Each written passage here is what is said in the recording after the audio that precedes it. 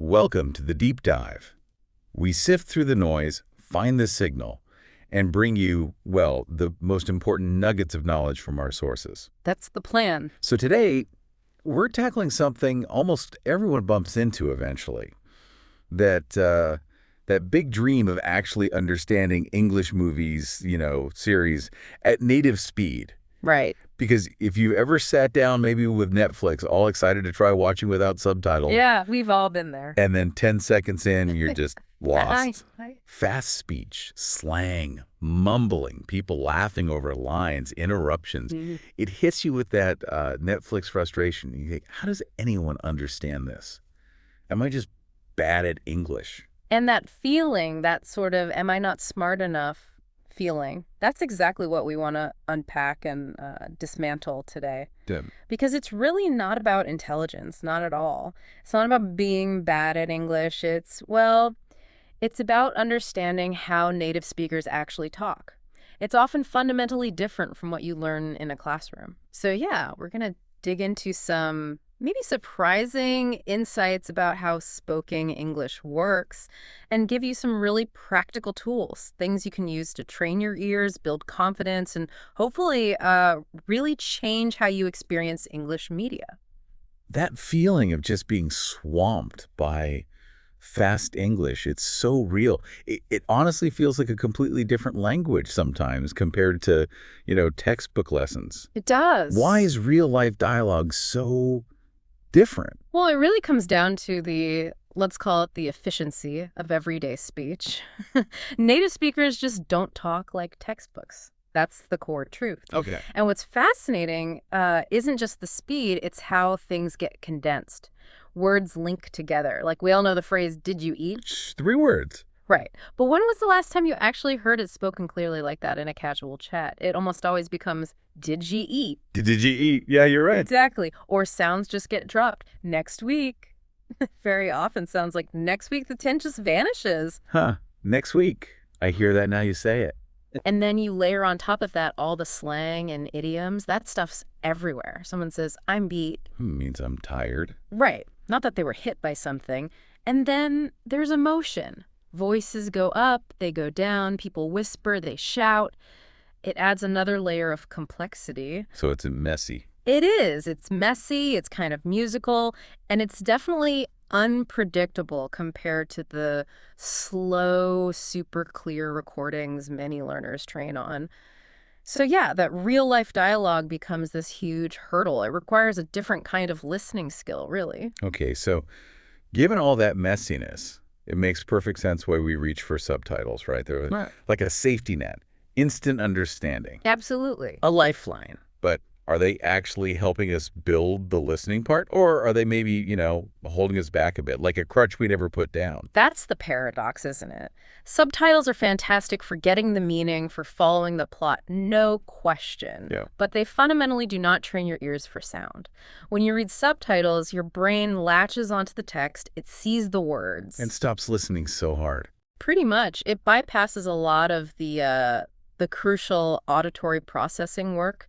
To really tune your ear, you have to wrestle with the sound itself. No. Well, you need to listen without reading. You need to try repeating things out loud. You need to pay attention to the rhythm, the stress, the intonation. The music of it. Exactly, the music of English. It's less about catching every single tiny word and more about feeling that flow and rhythm. That's where the real understanding comes from, but it takes practice without the text helping you.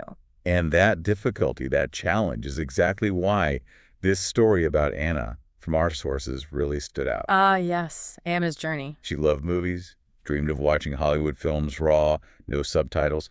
But when she first tried, well, it was a disaster, wasn't it? Oh, completely. Total defeat, as she described it. She'd try for maybe 10 minutes. Yeah. And catch just like isolated words. Okay, yeah, sure, maybe a name. It's a struggle so many people recognize. Definitely. But then she changed her approach. She did. Yeah. And her shift, her change in method, it tells us something really important about how language learning actually works in the brain. It's not about brute force, trying to absorb everything at once. So what did she do? Instead of whole movies, she picked just one scene, a short one, maybe only a minute or 2 minutes long. Okay, tiny chunks. Tiny chunks. And she'd watch it first with the subtitles, just to understand what was being said, the basic meaning. God. Then, and this is the key part, she'd watch it again and again and again without the subtitles. But not just watching. She did something else. Yes. She repeated each line out loud. She tried to mimic everything, the actor's pronunciation, their speed, even their emotion. Ah, the shadowing technique. Exactly, shadowing. And over a few weeks of doing this consistently, she said it was like magic. Her ears started to pick up on those patterns that were invisible before. Her mouth learned the rhythm. So the blur started to become words. Precisely. What was just a fast, confusing blur started to actually solidify into understandable language. She wasn't just learning vocabulary, she was kind of internalizing the physics of how English sounds when spoken naturally. That's a powerful shift. Anna's story really highlights a different way in, so let's unpack that. Based on her experience and the other things we've looked at, what are the really practical tips? Yeah. Things listeners can start doing right now. Okay, yeah, let's build that toolkit. Think of these as ways to basically rewire your ears for real English. Okay, tip one. Tip 1, start small, just like Anna did. Don't try to conquer a whole movie at once. Pick a short scene, 1 minute, 2 minutes, that's plenty. Aim for depth in that small piece, not trying to cover miles of ground. Makes sense. Quality over quantity. Exactly. Tip 2, use subtitles strategically. Watch your little scene with subtitles first. Get the gist. Understand the dialogue. Okay. Then, absolutely crucial, watch it again, probably several times, without the subtitles. This forces your brain to stop relying on the text and actually grapple with the sounds. All right, got to take the training wheels off. You do. Which leads to tip 3, shadowing. This is maybe the most powerful technique. Repeat what the actors are saying, trying to match them in real time. Copy their speed, their tone, their emotion, everything. Why is it so effective? Because it trains both sides of the coin. Your ear learns to hear the specific sounds and rhythms, and your mouth learns how to produce them. It physically connects listening and speaking. Okay, shadowing. Got it. What's next? Tip 4, focus on chunks, not single words. This is how native speakers process language. We don't hear individual words most of the time. We hear phrases, units of meaning. Like, could you pass me the? Yeah, exactly. That often sounds like one smooth block of sound, not 5 distinct words. Could you have math? Learning to hear and even say these chunks speeds up your comprehension massively. Hear phrases, not just words. Okay, and the last one. Tip 5, listen multiple times. Simple but vital. Every repetition gives your brain another chance to decode what it didn't catch before. It picks up more nuances, recognizes patterns more easily. Repetition builds recognition. Start small, subtitles, then no subtitles, shadowing chunks, and repeat listening. That sounds like a solid plan. It really works. And there's another layer here connecting to that shadowing point about emotion. Ah, right. You mentioned emotion earlier. Yes. And movies and series are brilliant for learning, partly because they're full of emotion. We learn best, we remember best when we feel something. Makes sense. Emotional events stick in our memory. Totally. So pick scenes you actually like, scenes you connect with. Maybe it's a dramatic confession, a really funny argument, an inspiring speech, whatever resonates with you. Why does that help? Because when you care about the story, when you're emotionally invested, you naturally listen more intently. And that engagement helps lock the language into your memory much more effectively. So finding scenes you love isn't just about making it fun, it actually helps the learning process. It absolutely does. And thinking bigger picture, these aren't just grammar lessons. Movies and series teach you authentic pronunciation, the way people actually talk.